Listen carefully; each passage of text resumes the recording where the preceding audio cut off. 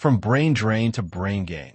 How the Hire Act could spark India's tech renaissance, written by Rakesh Krishnan. Simha, a surprise tax bomb from Washington, has sent shockwaves through India's $254 billion IT industry. As engineers rethink the U.S. dream, India stands to gain a generation of innovators ready to build the next wave of deep tech startups on native soil.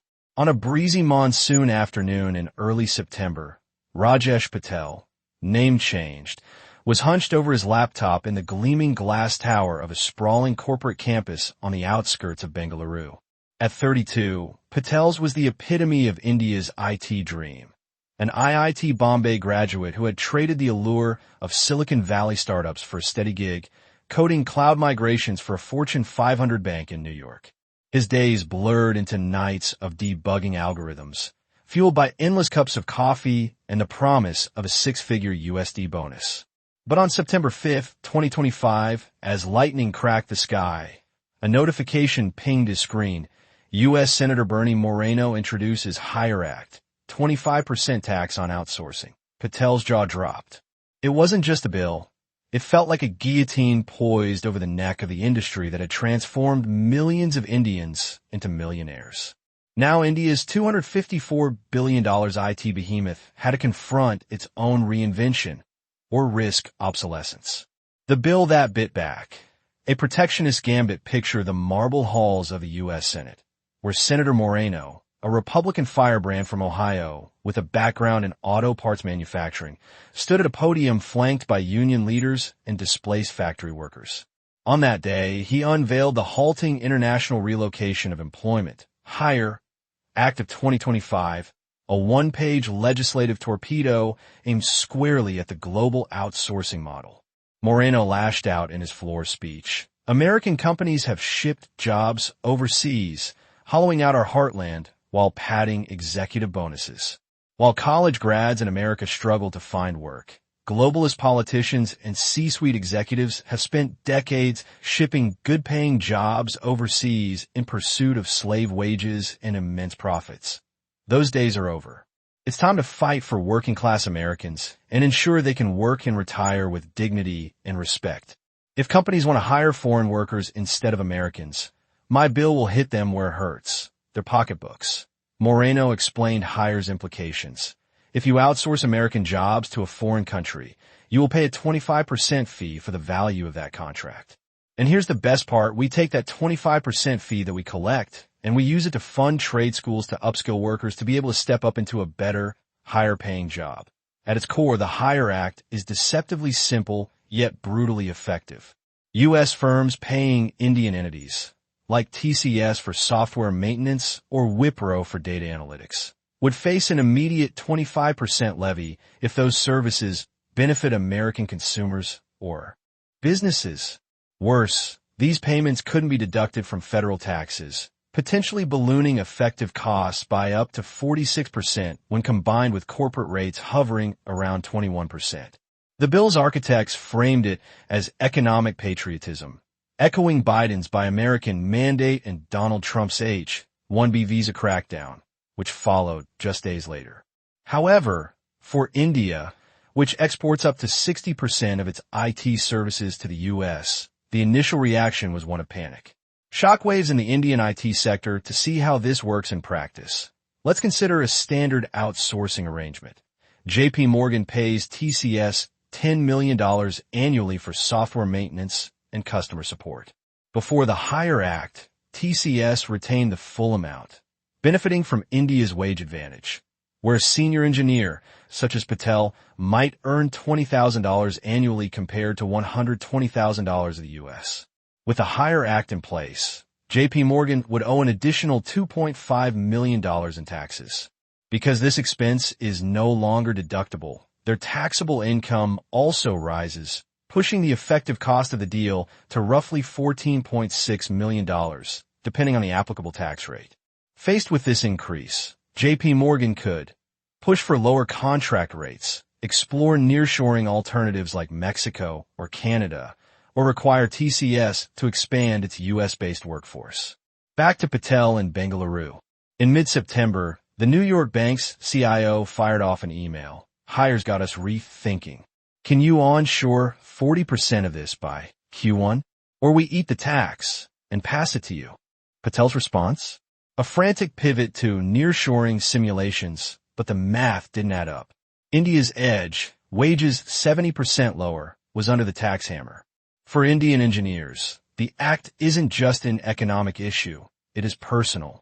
Abid Hassan, CEO of options platform Sensible, vented on X. Average Indian IT fresher salary.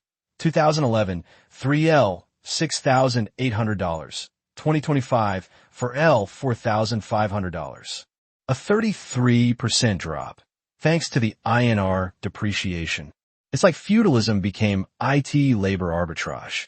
If the bill passes, U.S. clients, who account for over 60% of India's IT outsourcing revenues, may further tighten their spending. If passed, the Hire Act would sharply reduce the cost advantage that drives outsourcing to India, said Rohit Jain, managing partner at law firm Singhania & Company. It could slow down fresh contracts, squeeze margins, and make Indian IT firms more dependent on non-U.S. markets for growth. According to Jain, most U.S. clients are likely to pause large-scale deals, renegotiate existing ones, or even shift part of the work closer to home to hedge against policy risks. Others could continue working with Indian firms, but push harder for better terms, knowing suppliers are under pressure. Pricing pressure could intensify, particularly in commoditized IT services like application development and maintenance, though high-end digital transformation and AI-driven projects may be relatively shielded. Overblown threat? At its heart, the Hire Act of 2025 reflects a broader shift toward economic nationalism in American politics, an agenda that increasingly emphasizes self-reliance, protectionist trade policies, and tighter immigration controls. This inward turn is most strongly championed by the conservative base aligned with Trump's MAGA support base in the Republican Party, where skepticism of globalization runs deep. Support for such policies has gained renewed momentum, particularly with the resurgence of uber-right advisors, such as Peter Navarro. Once again a vocal figure in trade policy circles, Navarro recently amplified a call from a far-right activist advocating for tariffs, not just on imported goods, but also on services, signaling a potential expansion of protectionist measures into new sectors of the economy. His rhetoric has been especially pointed toward countries like India, which is now contending with tariffs as high as 50% on key exports to the U.S. These moves underline a combative trade posture that prioritizes domestic political gain over multilateral cooperation. However, not everyone is buying the doom and gloom scenario. According to a spokesperson for the Bangalore Chamber of Industry and Commerce, a watered-down version of the bill is more likely to feature a reduced tax rate of 10 to 15%, sectoral carve-outs, or phased implementation rather than the proposed 25% outsourcing tax. The legislation also faces opposition from U.S. corporations that benefit from cost-effective Indian services, making passage in its current aggressive form politically challenging. Blueprints for survival. As September waned, resilience flickered. The Indian government fast-tracked incentives for AI and semiconductors, aiming to retain tech talent. Engineers like Patel are planning to upskill via Coursera, transitioning from Python to PyTorch and from legacy code to Gen AI models. Patel summed it up, Hire is a catalyst. We've survived Y2K busts and dot-coms. Now we lead in transformation, not just maintenance. After the hype and hoopla, there is now a growing concern that the Hire Act may be watered down because it would cause damage on a global scale, not just in India. That it could damage not only the business models of U.S. tech giants, but also global innovation networks. While the combined impact of Hire and the H-1B visa fee hike may be felt most acutely by Indian IT firms in the immediate term, economists warn that the longer-term ripple effects could significantly disrupt the U.S. tech and business services ecosystem itself. According to a BBC report citing IT industry body NASCOM, the increased cost of visa sponsorship could disrupt business continuity for certain onshore projects in the U.S.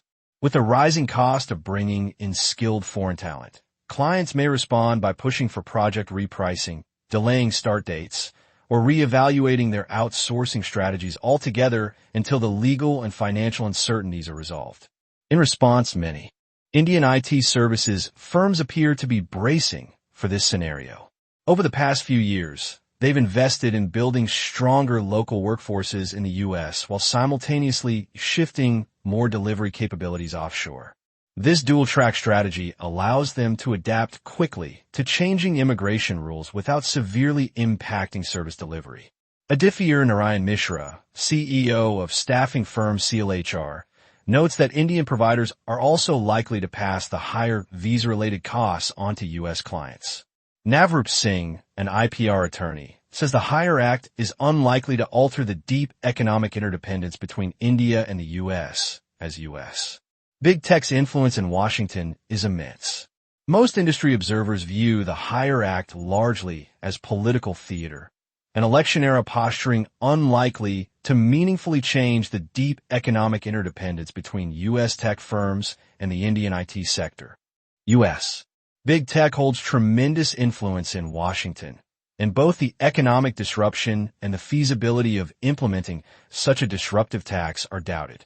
In a more realistic scenario, the U.S. may instead follow the European model of targeted digital service taxes, along with moderate onshoring nudges. However, the core demand for Indian IT, covering SaaS, cloud solutions, engineering, and sophisticated digital services, remains fundamentally resilient. For now, there is little reason to believe the Indian IT sector faces existential risk from these legislative proposals. Past as prologue, bans that fizzled Washington's resistance to outsourcing is not a new phenomenon. The Hire Act of 2025 may be the most aggressive attempt yet, but it builds on a long history of political efforts, often symbolic or only partially effective, to curb the offshoring of American jobs. 2004, state-level offshoring ban attempts.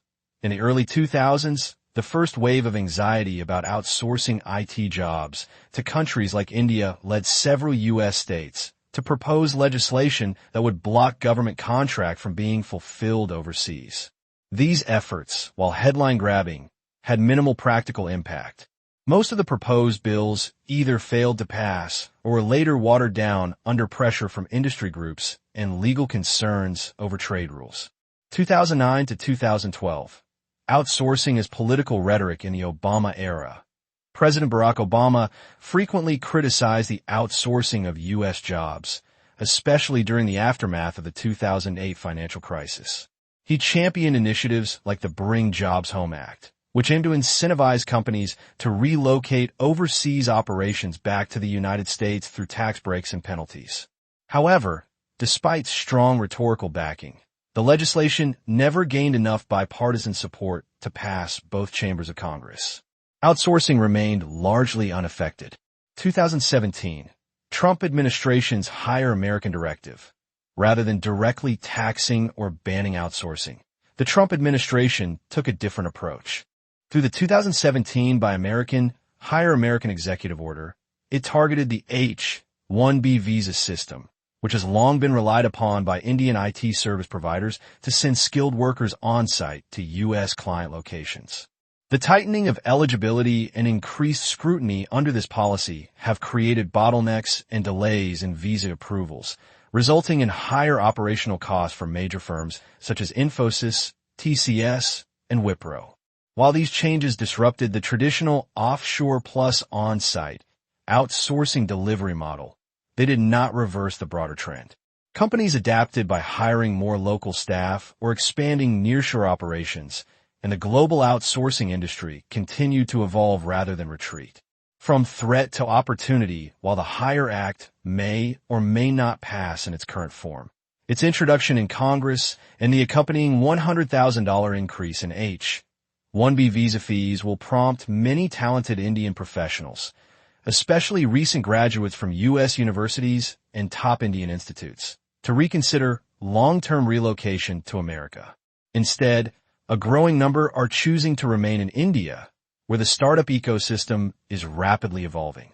With access to global knowledge, capital, and a large domestic market, these returnees and stay-back professionals are founding startups, joining high-tech ventures and contributing to innovation in areas like AI, fintech, SaaS, and biotechnology.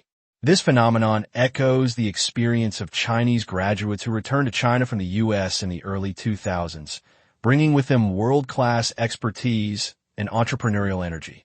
Their return played a crucial role in transforming China into a global manufacturing and technology powerhouse. Similarly, the reverse brain drain, driven by restrictive U.S. immigration policies, may unintentionally catalyze a tech renaissance in India. By retaining top talent and channeling it into domestic innovation, India could significantly accelerate its transformation into a leading high-tech industrial nation. Epilogue. Start of a new era by September 19th. As Patel watched the sun set over Bengaluru's lush canopy, hope began to edge in. The bill languished in committee, lobbied by vested parties who warned of mutually assured destruction. Yet the signals were clear. The golden age of outsourcing had waned. For India's IT sector, hire was no apocalypse, but a warning to move quickly from low-cost code to high-stakes innovation. Patel closed his laptop, envisioning his next project, an AI startup born in India for the world. Clearly, the best outcome of the hire, H-1B double whammy, is that India's top software engineers will finally stop chasing the greenback, stay home, and help make India great again.